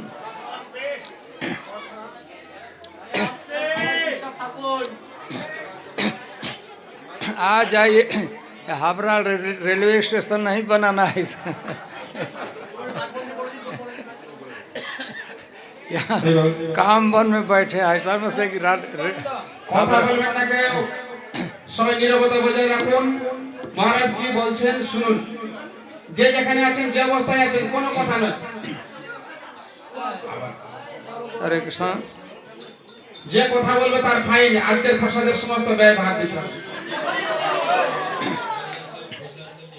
तो ये जो हम लोग दर्शन कर रहे हैं 12 वनों का, उसमें यह है काम वन। सुबह में हम लोग बद्रीनाथ में तो वृंदावन में था, हम लोग काम वन में आ गए हैं। और काम वन में भी यह जो स्थान है जहाँ हम लोग बैठे हैं, भोजन स्थली अथवा भोजन थाली, दोनों ही अर्थों में ठीक है। मूल नाम है भोजन स्थली, माने भोजन करने का स्थान। और चूंकि यहाँ पर शिला पर एक थाली भी, कटोरी भी बन गया था भगवान के लिए, इसीलिए इस स्थान को भोजन थाली भी कहा जाता है। पर ये भक्ति विनोद जी द्वारा भोग आरती कैसे भगवान भोजन करते हैं, तो इतना नाम है कि हम लोग तो नाम भी सबका सुने नहीं। तो ऐसे प्रतिदिन की भगवान की जो गोचारण की लीला होती है, हम सुबह में थोड़ी चर्चा किए हैं कि सुबह में भगवान जगते हैं, माँ यशोदा स्नान इत्यादि आभूषण पहनाती है, फिर और विकृत होता है। और भगवान गायों को लेकर दिन के समय किसी वन में, नंदगांव से निकलते हैं, किसी विभिन्न वनों में जाते हैं। जाने के पूर्व माँ यशोदा कृष्ण बलराम को, इसके साथ अन्य भी गोप सखा होते हैं, सबको वह भोजन कराती है, सभी गोप सखाओं को। और जब भोजन सभी बच्चे कर लेते हैं तो सभी बच्चे, उनकी माताओं, विभिन्न माताएं भी उनको भोजन देती हैं दोपहर के लिए। कलेवा जिसे कहते हैं, बांध लेते हैं, दही होता है, मुख से दही और भात की प्रधानता होती है। दही होता है, भात होता है, और भी विभिन्न प्रकार के पकवान होते हैं। तो भगवान गोचारण के लिए निकलते हैं सुबह में, तो जाते हैं। और दिन के समय, दोपहर के समय, सुबह में तो खा लिए हैं, प्रभात का भोजन तो कर लिए हैं। जब दोपहर होता है तो सभी बच्चे, सभी ग्वाल बाल, गोप सखा एकत्रित होते हैं और एक जगह पर वो लोग भोजन करते हैं। अपने अपने घरों से जो कुछ लाए हैं सब मिला देते हैं, एक साथ करते हैं और वो भोजन करते हैं। तो यह जो स्थान है, भगवान जब इस क्षेत्र में आते थे, काम वन के जिस क्षेत्र में गोचारण के जिस दिन आते थे, तो इसी स्थान पर बैठकर अपने गोप सखाओं के साथ भोजन करते थे। एक दिन की बात है, आप लोग जानते, भगवान वहाँ से घर से निकलते थे तो कम से कम बर्तन लाते थे, बासन कम से कम लाते थे। पत्थर है, शिला साफ करके इसे पानी से धोकर उसी पर डालकर, तो रोटी तो उस पर डाल देंगे, सूखा सब्जी है तो वह भी कोई बात नहीं है, कि दाल है, दही है, खीर है, उसको क्या किसी में कभी कभी पत्ता में रखते थे। अन्यथा एक दिन की बात है, भगवान वहाँ पर रखे सब जो द्रव के रूप में भोजन था, दाल है, दही है, माठा है, तो भगवान पत्थर पर रखे, तो पत्थर व्यवस्था कर दिया, पत्थर थाली के रूप में हो गया, जगह बना। और यहीं पर बच्चे खाए थे। इसीलिए अब जब थाली बन ही गया एक दिन, तब दूसरे दिन जब आते थे तब तो अब जब जरूरत नहीं सीधे यहीं आ जाते थे, दूसरे दिन धो धा कर यहीं भोजन करते थे।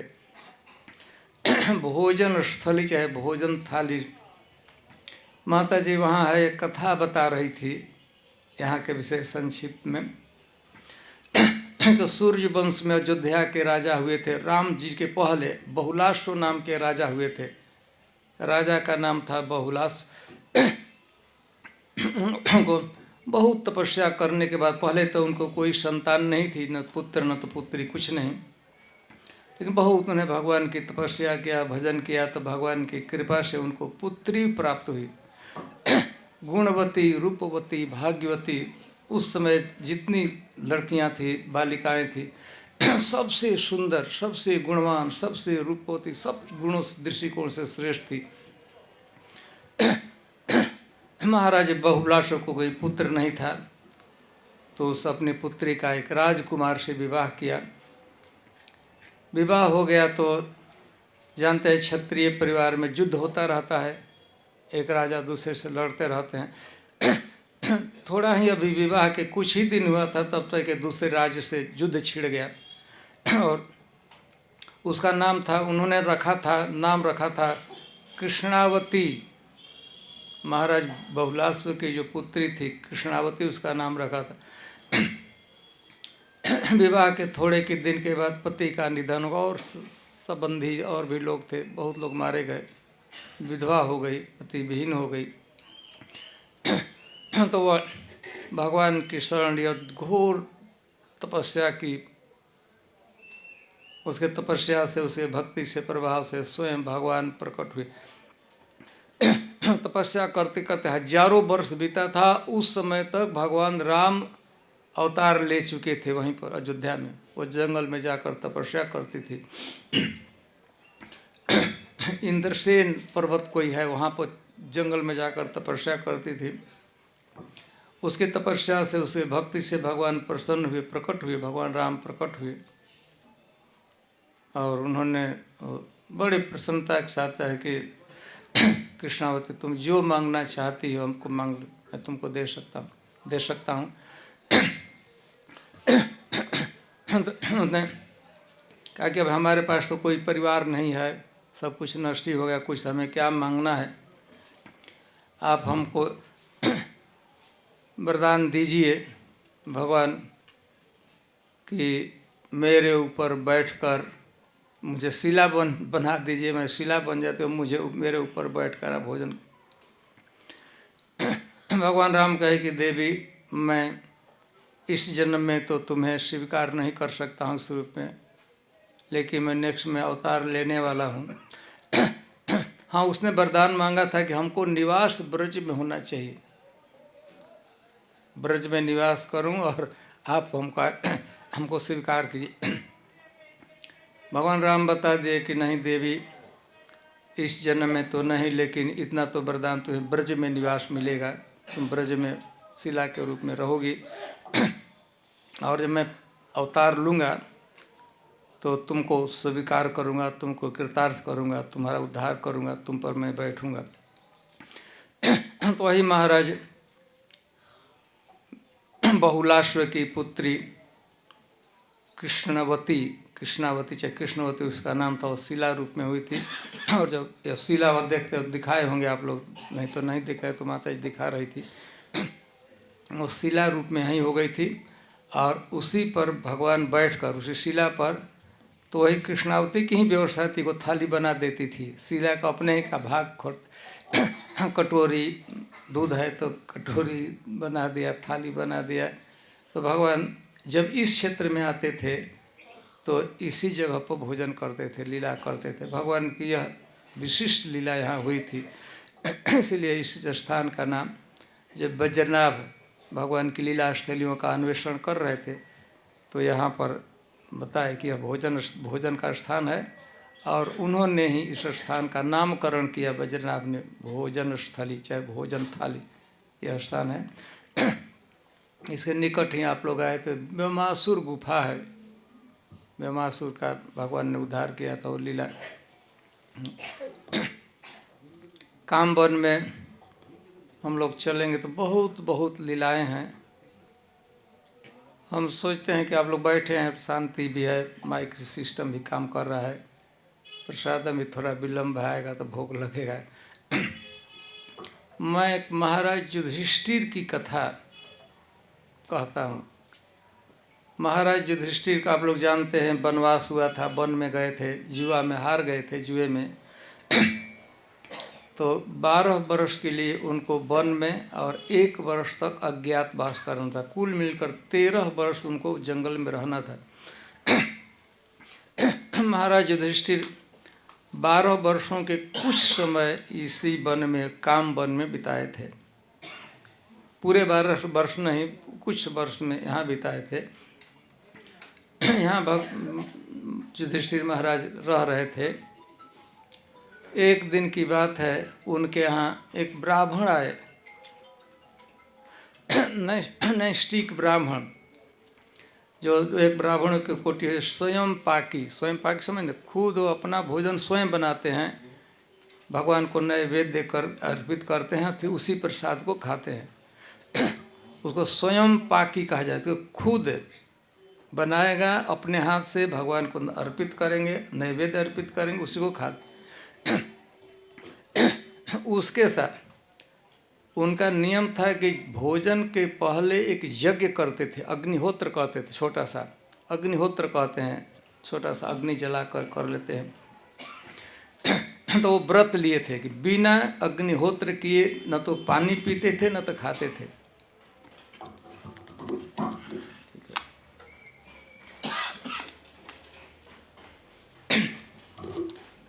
और एक और व्रत था, उनके पास एक अरणी काष्ठ था, 2 लकड़ी रखे थे, रगड़ते थे और रगड़ने से आग उत्पन्न होता था।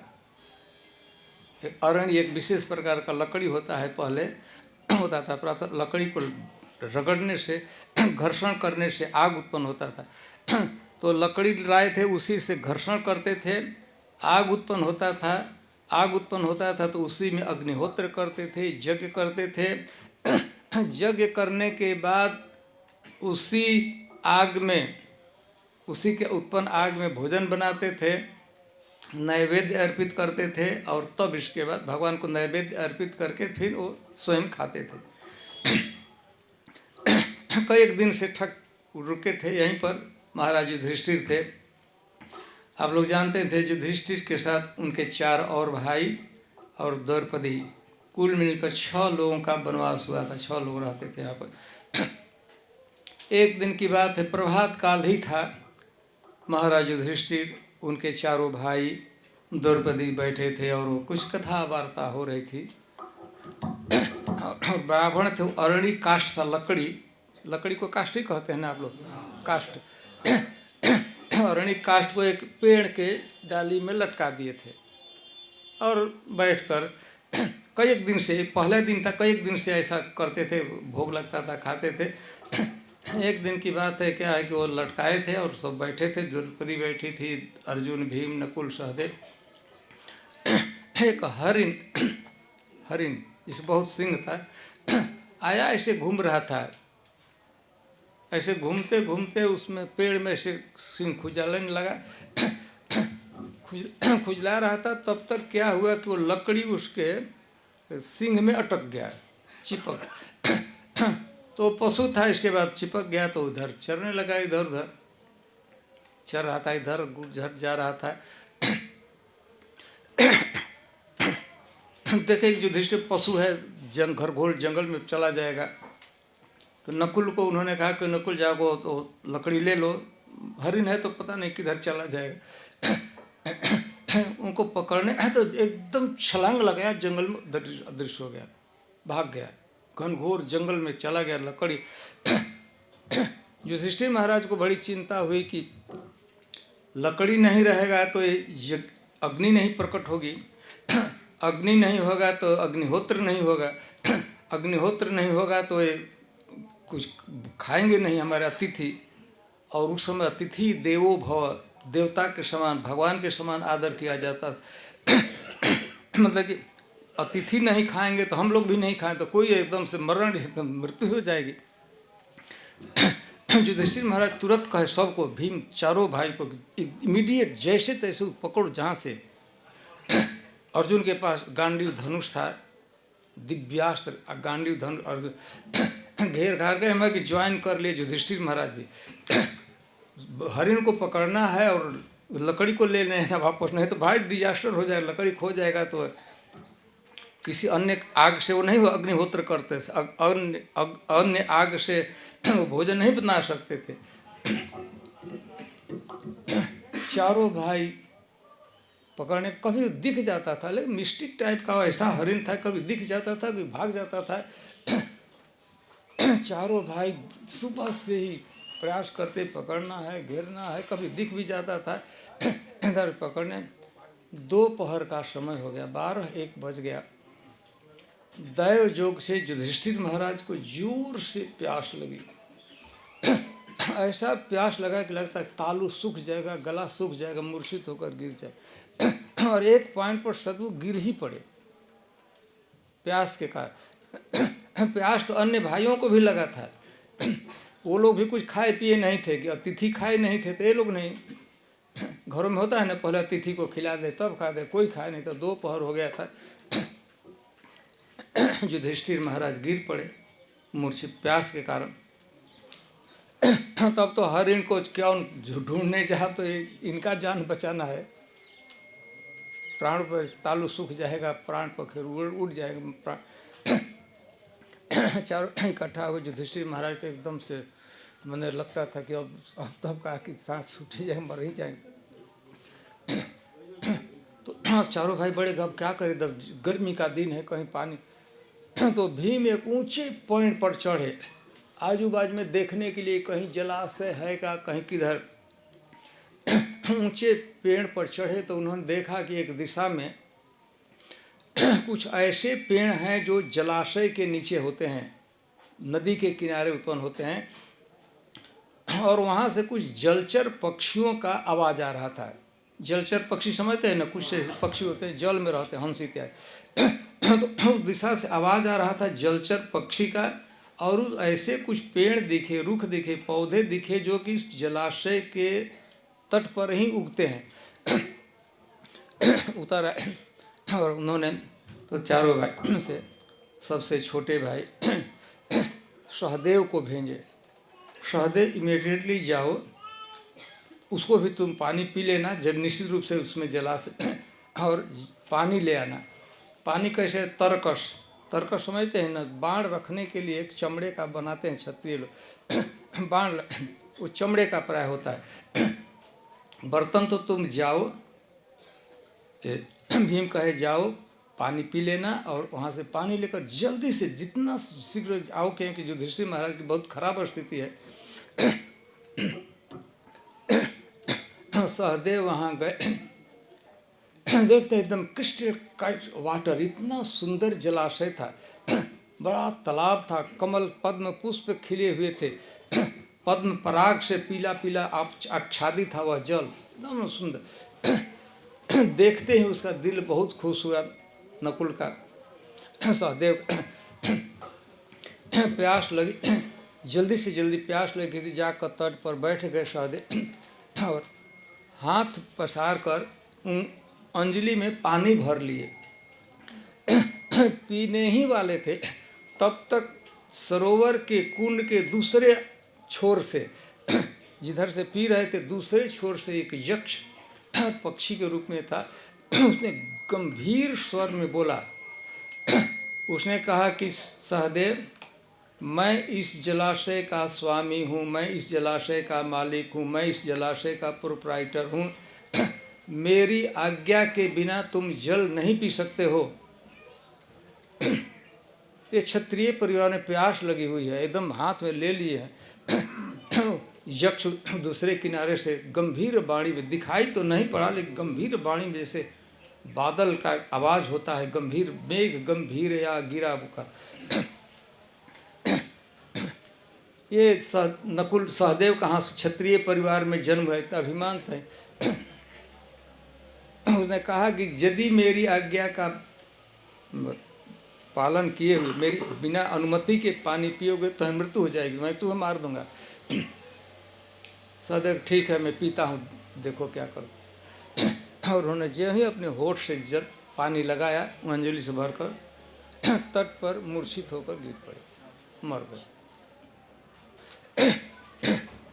उधर प्रतीक्षा कर रहे हैं भीम, नकुल और वो दूसरे भाई लोग, युधिष्ठिर महाराज आएगा, बहुत देर हुआ।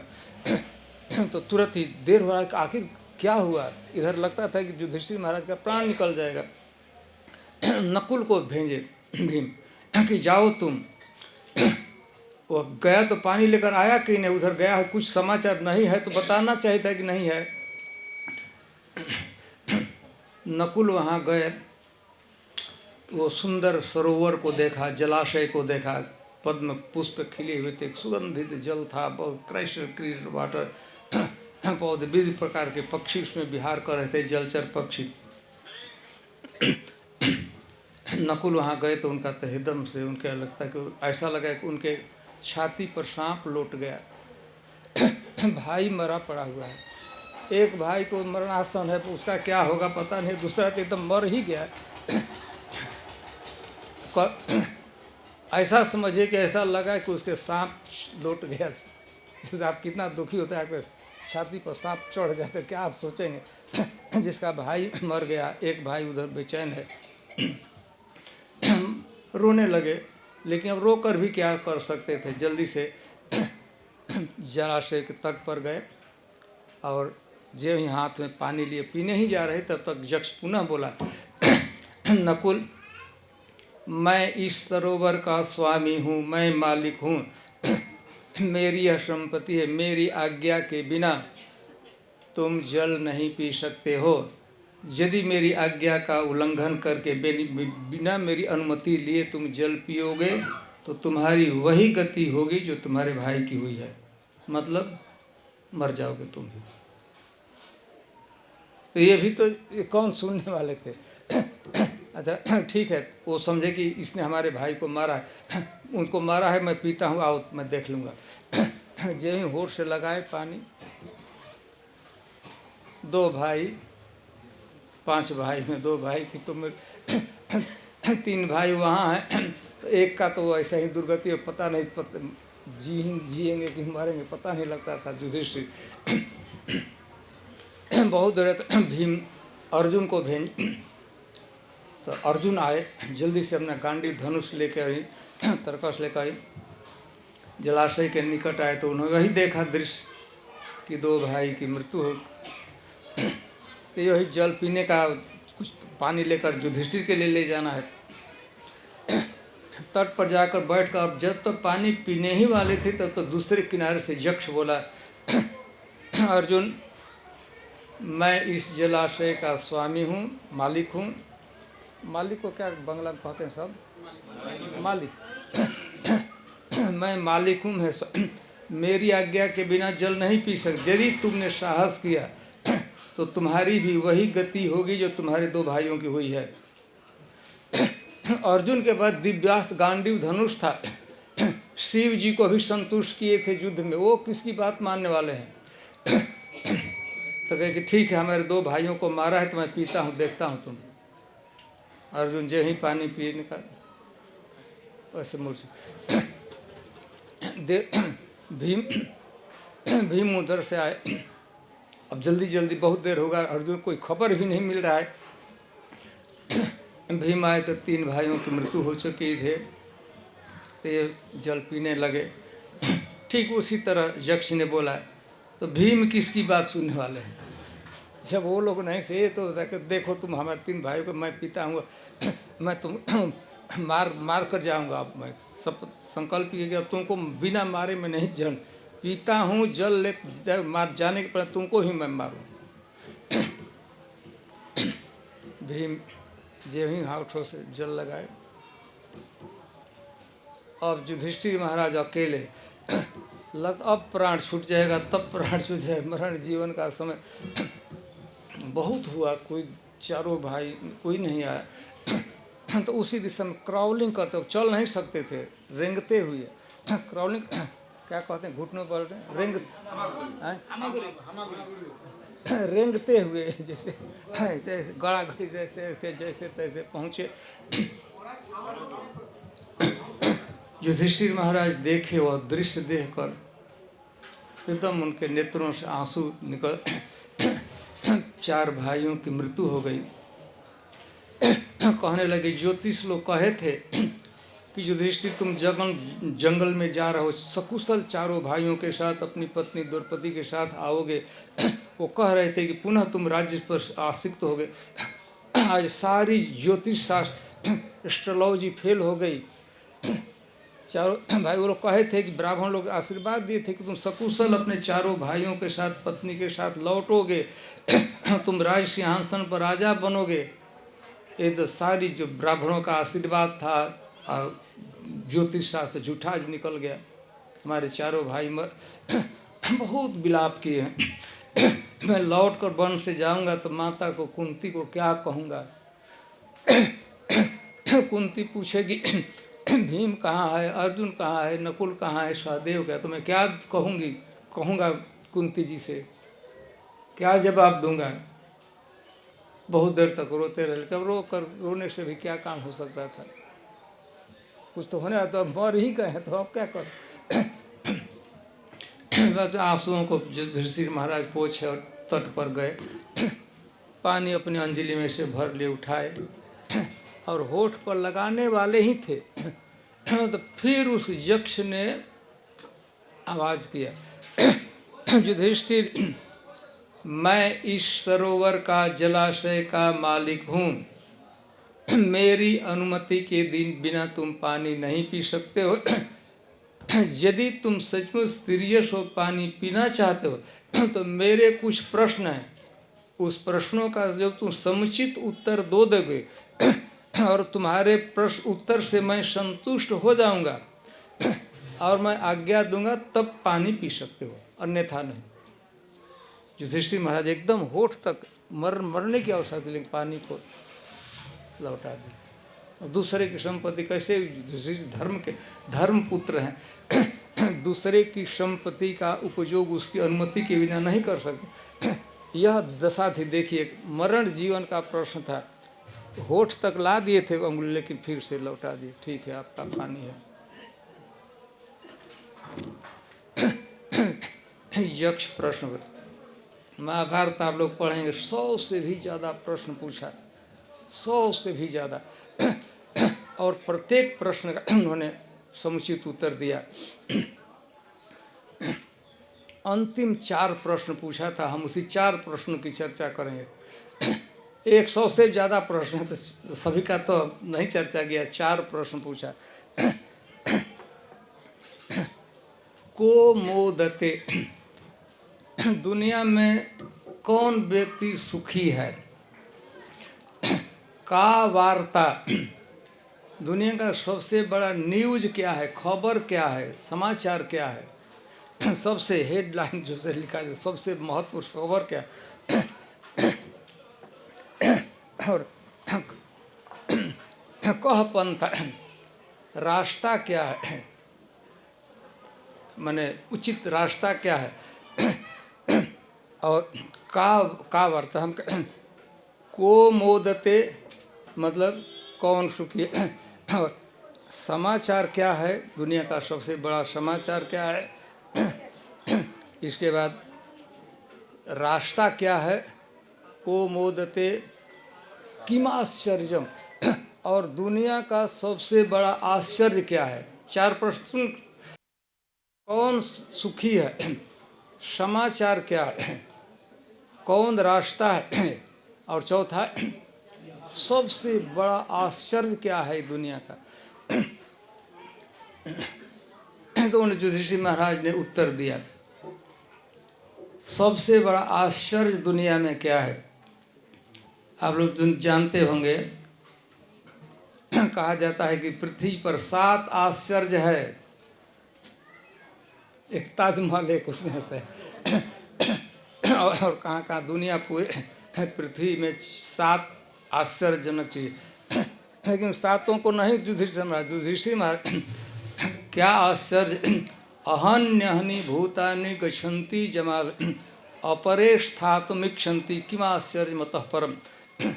हम लोग देखते हैं, प्रत्येक प्राणी देखते हैं कि प्रत्येक क्षण प्राणियों की मृत्यु हो रही है। हमारे पूर्वज पिताजी, पिताजी के पिताजी, आजू बाजू के गांव में चारों तरफ हम देखते हैं रोज। लेकिन हम लोग सोचते हैं कि हम तो देवराहा बाबा ही बनकर आए हैं, अमर हैं, मैं अमर हूँ। हम लोग ऐसा प्लान बनाते हैं कि हम तो हम ऐसा हमारे मन में कि मृत्यु देवता सबको मारेंगे, केवल हमको छोड़ देंगे। मैंने जीवन की इच्छा, सब लोग मर रहे हैं तो हम कैसे जीवित रह सके, हम लोग तो मरेंगे। लेकिन सोचते हैं कि ना, मैं नहीं मरूंगा, ऐसी प्लान बनाते हैं, ऐसी काम करते हैं, लगता है कि यहीं रहना है। सबसे बड़ा आश्चर्य है जीवों की जिजीविसा देखते हुए। और फिर कह पंथा, रास्ता कौन सा ऐसा रास्ता है, पथ है जिस पर हमको चलना चाहिए।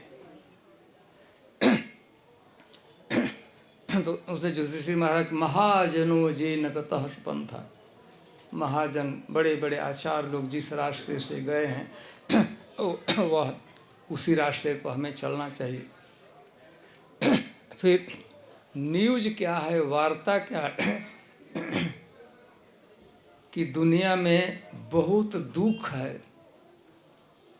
यह सबसे ज़्यादा बहुत इस दुनिया का बहुत भारी दुख में, संसार दुखमय जीवन है। और सुखी कौन है, तो युधिष्ठिर महाराज ने वहाँ उत्तर दिया है कि भले ही 3 बजे 4 बजे जैसे जैसे प्रयास करके शाक पात उसे मिल जाता है, खा लेता है, जिस पर ऋण नहीं है, कर्ज नहीं है, लोन नहीं है, और जो प्रवास में नहीं है, वो सुखी है। युधिष्ठिर महाराज ने उत्तर। और भी प्रश्न है, एक प्रश्न हम का बीच से ले लेते हैं। युधिष्ठिर महाराज यक्ष ने पूछा कि भगवान के द्वारा दिया हुआ मित्र हमारा कौन है। कोशिक दैव कृतम सखा, हमारा किसी गृहस्थ का भगवान के द्वारा दिया हुआ मित्र कौन है। युधिष्ठिर महाराज ने उत्तर दिया है कि गृहस्थ के लिए कि भार्या दैव कृतम सखा, पत्नी भगवान के द्वारा दी हुई मित्र है। युधिष्ठिर महाराज ने कहा। एक उनसे प्रश्न, पृथ्वी से भी भारी कौन है। हाँ? कौन भारी है।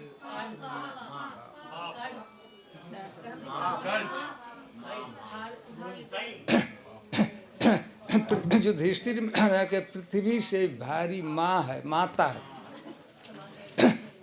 और स्वर्ग से भी ऊंचा कौन है, पिता। युधिष्ठिर महाराज ने कहा है। आप उत्तर दिए, हमको गलत नहीं कहते हैं ना युधिष्ठिर। माँ की गरिमा, ऐसा नहीं उसका वेट ओवर वेट हो गई है कि माँ की महिमा है, गरिमा है, पृथ्वी से भी भारी। किसी कि माँ का कितना उपकार है।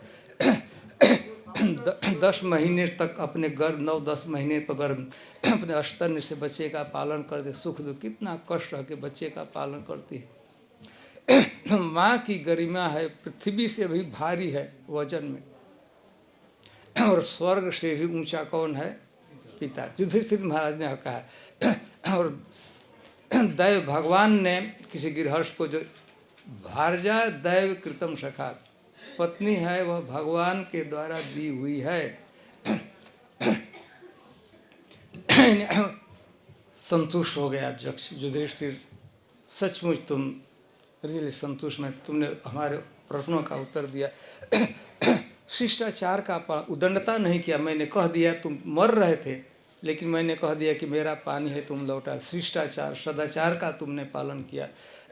बड़े शिष्ट धार्मिक व्यक्ति दिखते हो। प्लस तुमने मेरे प्रश्नों का उत्तर दिया, बेटा पानी पी सकते हो। लेकिन मुझे एकदम मेरा दिल तुम पर बिक चुका है, मैं तो तुम्हारे शिष्टाचार से, धर्म से एक मैं सुविधा देता हूँ, यदि ज़रूरत तो नहीं, मैं वो तो नहीं करना चाहता, तुमसे मैं इतना खुश हूँ कि बताओ किसी एक, 4 जो मरे हैं, किसी एक भाई को मैं जीवित कर सकता हूँ। ये तो हमारा काम नहीं था, लेकिन तुमने हमको इतना जीत लिया है शिष्टाचार से, सदाचार से, ज्ञान से, कि मैं कर सकता हूँ कि 4 में से बताओ किसी एक को मैं जीवित कर सकता हूँ, केवल एक को। 3 तो मरे हैं तो युधिष्ठिर महाराज कहे कि नकुल को जीवित कर दीजिए। आप लोग जानते हैं युधिष्ठिर महाराज पांडु महाराज की 2 पत्नियां थी, कुंती से अर्जुन भीम युधिष्ठिर हुए थे। सौतेली माँ थी, माद्री थी, उससे नकुल और सहदेव सौतेले भाई थे। कहा कि आप नकुल को जीवित कर दीजिए। भीम और अर्जुन का नाम नहीं लिया तो यक्ष चौक पड़ा, रे युधिष्ठिर ये क्या कर रहे हो? तुम जंगल में रह रहे हो, लौट कर जाओगे, युद्ध अवश्यम भावी है, युद्ध होगा ही। दुर्योधन 13 वर्ष के बाद लौटोगे तो राज्य नहीं देगा, और युद्ध में उपयोगिता अर्जुन की और ये भीम की होगी। अर्जुन के बाद दिव्यास्त्र गांडीव, शिव को भी संतुष्ट किया हो, भीम सबसे बलवान है। बिसाइड्स उपयोगिता है, ये तुम्हारे सगे भाई, सहोदर भाई हैं, अपने हैं। मैं सबको एक इसमें से कहो ना, भीम को कहो अथवा अर्जुन को कहो, ये काम तुम्हारे आएंगे, काम आएंगे, प्लस तुम्हारे सहोदर, सहोदर समझते हैं ना, तुम्हारे अपने सहोदर, वो तो सौतेले भाई हैं। युधिष्ठिर कहा कि नहीं, मैंने विचार कर लिया है, नकुल को। चलो तुम क्यों पागलपन कर रहे हो, क्या हो गया है, क्यों चाहते हो?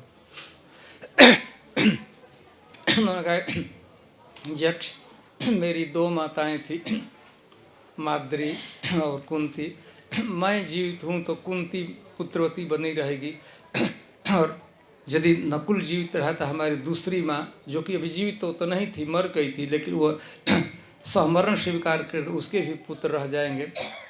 मैं अपनी सौतेली माँ के प्रति, माद्री के प्रति अन्याय नहीं कर सकता हूँ।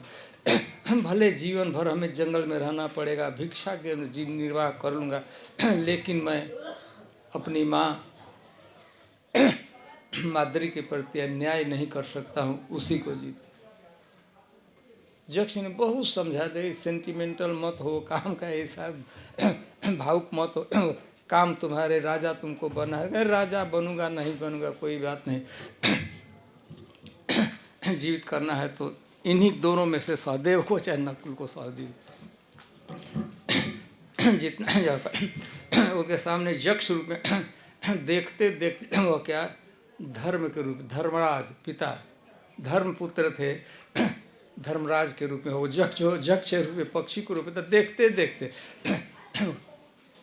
अच्छा के पुत्र धर्म थे, यक्ष का रूप में परीक्षा कहे कि बेटा तुम्हारी अक्वर्ड पोजीशन में डाला गया था कि तुम क्या निर्णय लेते हो इस परिस्थिति में।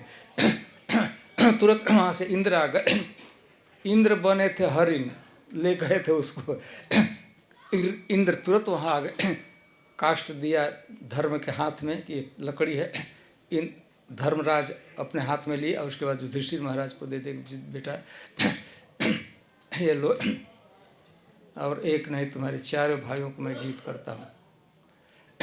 और ऐसे करते जे ही वो कहे तब ये जो 4 भाई ऐसे ही उठकर बैठ गए, जैसे कोई सोया हुआ व्यक्ति है तो सोता है उठकर बैठ जाता है ना, कोई घाव नहीं, कोई तकलीफ नहीं, जैसे सोकर उठ बैठते हैं तो 4 एकदम प्रसन्न होकर बैठ गए, एकदम खुशी हो।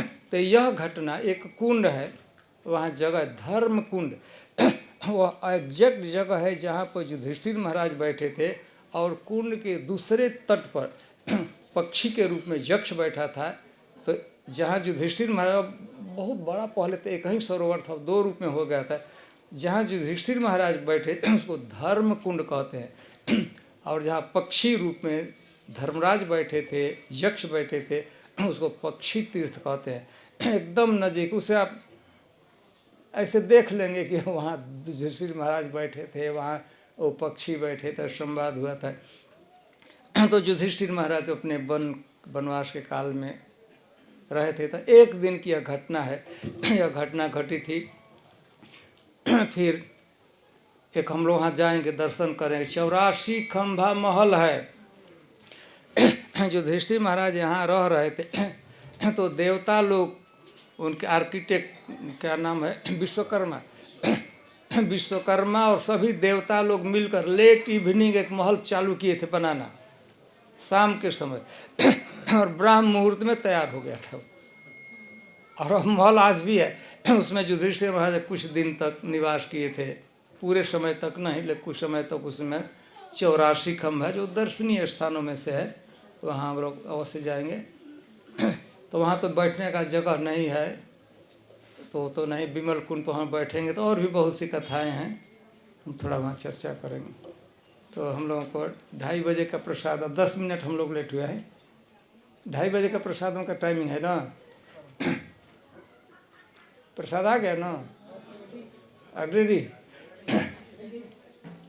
तो ठीक है, प्रसाद हम लेते हैं। कामवन जो शहर है, विमल कुंड पर चलेंगे। वहाँ बहुत सा स्थान, जितना हो सकेगा उतना। और विमल कुंड की कम से कम एक कथा विमल कुंड के विषय हम लोग कहेंगे।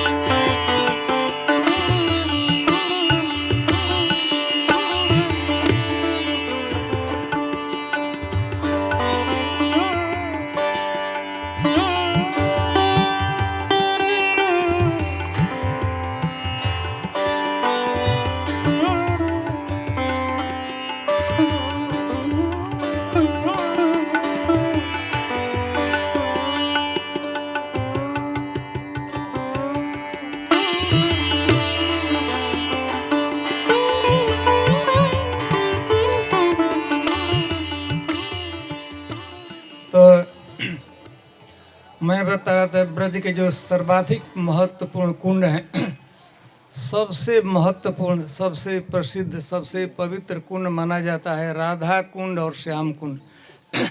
कुंड, कुछ कुंडों की राधा कुंड, श्याम कुंड है। बाजू में आप लोग दर्शन है, कुसुम सरोवर है, मानसी गंगा है, आप लोग दर्शन किया होगा।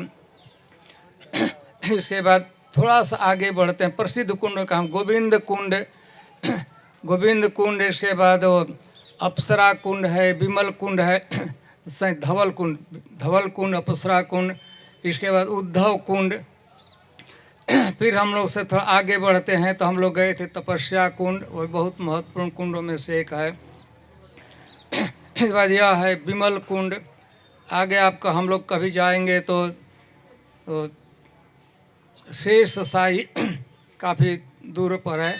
फिर यमुना जी को हम जो पार करते हैं तो राधा रानी, उस कुंड का ही नाम, जगह का नाम है राधा रानी। राधा रानी का कुंड है, मान सरोवर से कहा जाता है। हाँ, उसके पहले भी बरसाना में, नंदगांव में विमल कुंड है, बरसाना में गहवर कुंड है। इस तरह करते करते हम लोग जाते, अंतिम कुंड है महत्वपूर्ण कुंड क्षीर सागर दाऊ जी में। तो हम बता रहे थे कि यह जो विमल कुंड है, मैं कथानक रूप से संक्षिप्त में वर्णन करता हूँ। आप लोग जानते हैं भगवान राम के समय जब भगवान राम सीता देवी से विवाह करके आए, अपने मिथिला में उनका विवाह हुआ और भगवान अयोध्या में आए, कौशल देश में आए, तो वहाँ की कुछ स्त्रियाँ थी जो भगवान को माधुर्य भाव से भजना चाहती थी। उनको ऐसा था कि जैसे सीता जी सेवा करती हैं भगवान को, वैसा हम लोग भी सेवा करें। तो उस समय तो भगवान राम का यह व्रत था कि वे केवल एक पत्नी स्वीकार कर सकते थे, लेकिन मन ही मन उन स्त्रियों को भगवान राम ने वरदान दिया था कि देवियों, आप चिंता न करो, मेरा जो भावी अवतार होगा, मैं बाद में अवतार ले रहा हूँ कृष्ण रूप में, उस समय मैं तुम लोगों को पत्नी रूप में स्वीकार करूँगा। तो वही अयोध्या की कौशल देश की स्त्रियां महाराज विमल के यहाँ जन्म, पुत्रियों के रूप में जन्म ली थी। यहाँ से हम कथा प्रारंभ करते हैं।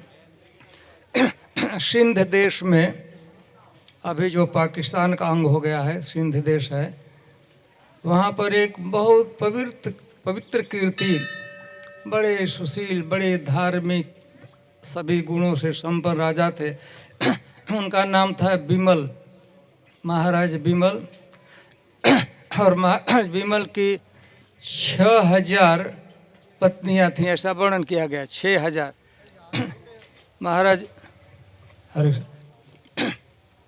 महाराज विमल की 6000 पत्नियां थीं और महाराज विमल को 6000 पत्नियों से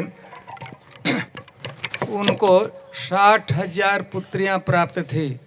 पुत्रियों की कितनी संख्या थी? 60,000। पुत्र एक भी नहीं था, पुत्र नहीं हुए थे, राज्य का उत्तराधिकारी राजकुमार का जन्म नहीं हुआ था।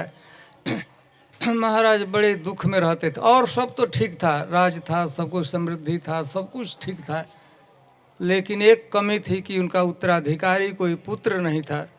60,000 केवल पुत्रियां थी।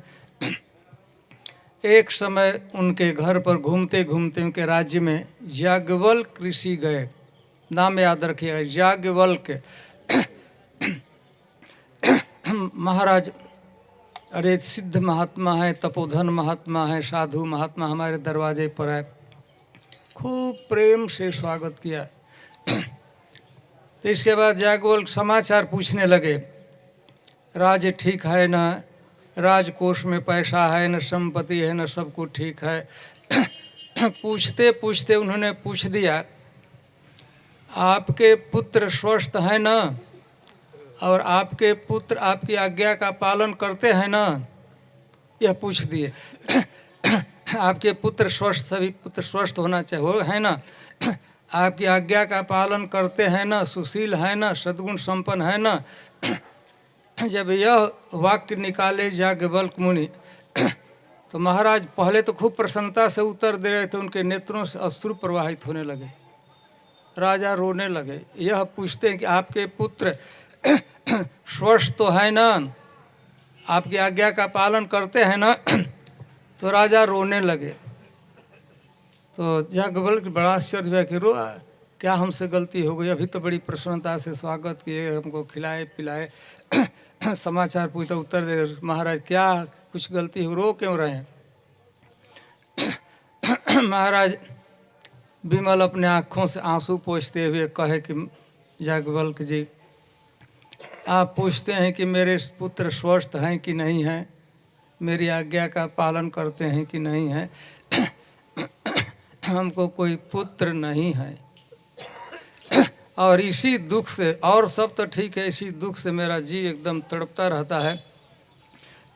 इस जन्म में तो दुख है ही, भावी जन्म में भी, क्योंकि पुत्र ही पुण्य नामक नरक से पुत्र निकाल देते हैं पिता को, इसलिए पुत्र कहा जाता। तो भावी जन्म में हमारा पुत्र नहीं है तो मैं निश्चित नरक में जाऊंगा। यह जन्म में खेद है, दुख है, सब कुछ होते हुए कि हमारा कोई पुत्र नहीं, और अगला जन्म निश्चित मुझसे पुण्य नामक नरक में मैं गिरूंगा, हमको बहुत भारी इसका खेद है। याज्ञवल्क्य जी साधु हैं, महात्मा, दया आ गई। विमल, आप चिंता मत कीजिए, आपकी 60,000 पुत्रियां हैं, आप अपनी पुत्रियों का विवाह भगवान कृष्ण से कर दीजिए। तो एक तरह से कृष्ण आपके पुत्र हो जाएंगे, सन इन लॉ अंग्रेजी में तो कहते हैं। पुत्र ही पुत्र तुल्य हो जाएगा, आप ससुर बन जाएंगे। तो आपकी कीर्ति, आपका सुजस तीनों लोक में फैलेगा, आप धनवान मुक्त हो जाएंगे। भगवान आप अपनी पुत्रियों 60,000 पुत्रियों का विवाह भगवान से कर दीजिए। महाराज विमल पूछे कि भगवान कहाँ उतार लिए हैं? याज्ञवल्क्य जी कि भगवान का मथुरा में अवतार हुआ है। माता पिता वसुदेव जी पिता हैं, माँ देवकी है, मथुरा में उनका अवतार। सब रौनक से वर्णन कि इतना सुंदर रूप है, कैसा बाल है, कैसा कपड़ा पहनते हैं, सुंदर कमल रूप है।